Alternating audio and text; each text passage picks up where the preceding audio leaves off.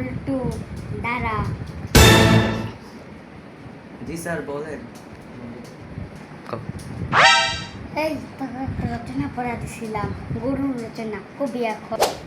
জি sir পড়া দিছিলেন, আমি তো পড়ে আইছি, আমি কি কমু? হ বুঝছি। জি স্যার আমি ওইটা পড়ে আসছি একদম ভালোভাবে মুখস্থ করে। এখন বলতেছি শোনেন। গরুর রচনা। আমার একটি প্রিয় প্রাণীর নাম গরু।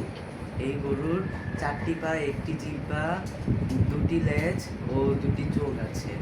এরা শ্বাস নিতে পারে, এরা খাবার খেতে পারে, এরা কুরবানির সময় কুরবানি হতে পারে এবং এরা ঘাসও খেতে পারে। আবার গরু কোনোদিন আবার মানুষদেরও একটি গুঁতা মেরে আকাশে উড়িয়ে দেয়। তারপর হলো তারা হাসপাতালে যায় এবং চিকিৎসা নেয়। একদিন আবার গরুর কাছে কুমির আসলো। কুমিরের 4টি পা, 1টি লেজ ও 2টি চোখ ও 1টি জিহ্বা আছে। কুমিরও আবার গরুর মতো একই প্রাণী, সেও মাটিতে থাকে এবং গরুও মাটিতে থাকে, কিন্তু একটাই পার্থক্য, কুমির সারাক্ষণ পানিতে থাকে কিন্তু আবার যখন মন চায় আবার মাটিতে উঠে আসে কুমির। গরু আবার কুমির দুজন একসাথে বন্ধু।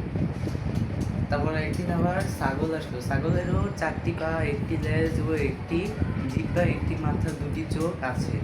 ছাগল আবার গরুর মতো ঘাস খায়, একজনকে গুঁতা মারে, মুরগি টুরগি গুঁতা মেরে হালায় দেয়। এই যখন গুঁতা মারে তখন আবার হলো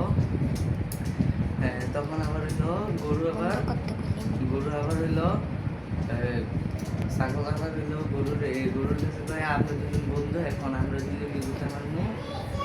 আমার গরুর রচনা এখানেই শেষ করছি। সরি। কি পড়ে আইছ? তার কে রচনা পড়তে বলছি?